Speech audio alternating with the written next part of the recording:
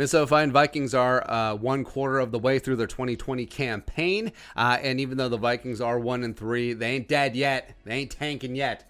Blah blah blah. So the Vikings are looking to secure a spot this season in the dance. We'll see where it goes from there. But with a quarter of the season in the books, we can look at the roster and see who's not going to be here for the future. There's a couple of names. So here are 5 Vikings who won't be back in 2021. One of them hurts.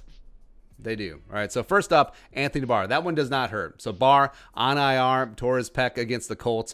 He's in year 2 of that 5-year, $67.5 million mega deal they signed in free agency last offseason. Be like, hey, Jets, I'm in. Nah, just kidding. JK, LOL. Just adding fuel to the fire of the dumbest rivalry in sports. Vikings versus the Jets. Vikes can get out from underneath his deal with only $7.8 million dead. Can spread that out over 3 years as opposed to June 1st designation. Another Rob Brzezinski Capology Thug Life special. It's awesome. He is due to count $15.5 million against the 2021 cap. $7.1 million of his $12.3 million base salary guarantees on the 3rd day of the new league year. So the Vikings have to make up their mind quick. I think it will be pretty easy because, frankly, the defense looks better without him, even though it is a little bit of addition by subtraction. Yes, he is a team captain. Yes, he is a 4-time Pro Bowler. Yes, he wears the green dot, yada, yada, yada. But no, he is not worth the money. He played abysmal in 2019, and he played just as bad to start 2020. So, gone. Yeah, it's time to reinvest that money in the squad. It's time to hand it over officially to Eric Kendricks. It is his team. It has always been his team. It will always be his team. So there you go. Anthony Barr, he gone. Next up, 5 Vikings who won't be back next year. Holton Hill. All right, so he was handed the starting job after they cut Xavier Rhodes. They let Trey Waynes go, and as well as they didn't bring Mac Alexander back for some stupid reason. And then Holton Hill, a 3rd year out of Texas, former UDFA, went up in smoke against Devontae Adams, struggled against the Colts, and then he's been aight for the last 2 games, even though he was to blame for the Stills touchdown, and even though he got credit for a pass breakup on the Fuller last second one, no.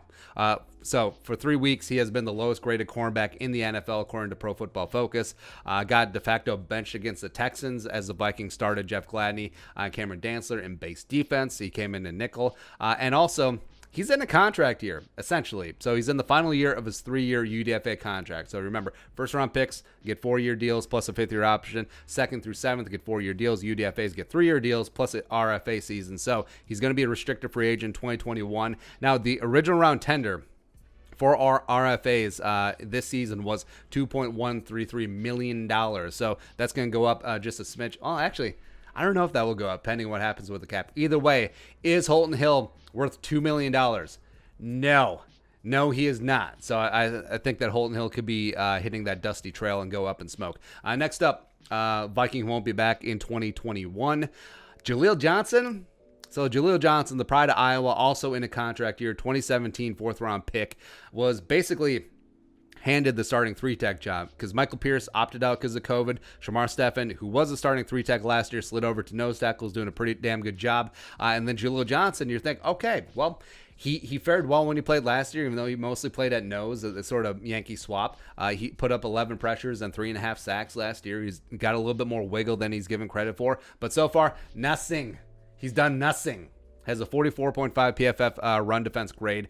He also has 1 pressure this year.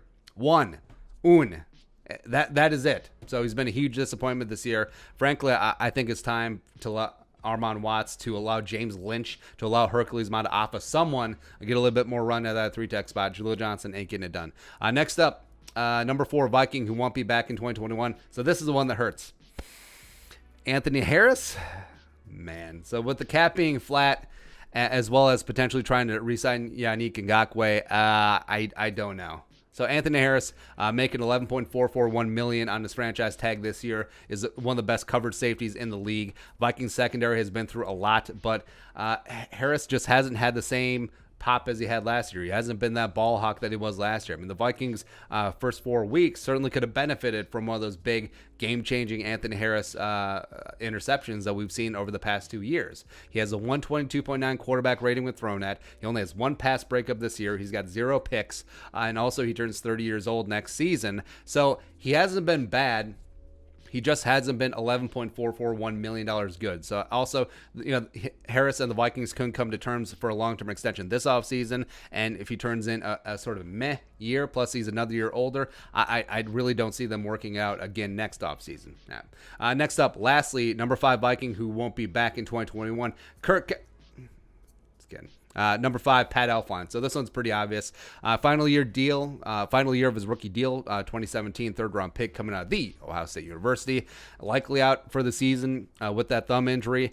I see no point in re-signing because what has he shown that makes you hopeful in recent memory? So he was okay as a rookie starting at center. And then second year coming off the ankle and the shoulder was abysmal at center. Left guard last season, he was abysmal. First game this year, he gave up 5 pressures and a sack and was just absolutely toast at that right guard spot. So what in your right mind, like what has number 65 shown that he can improve, he can get better, he can be a big part of this team moving forward? Not much.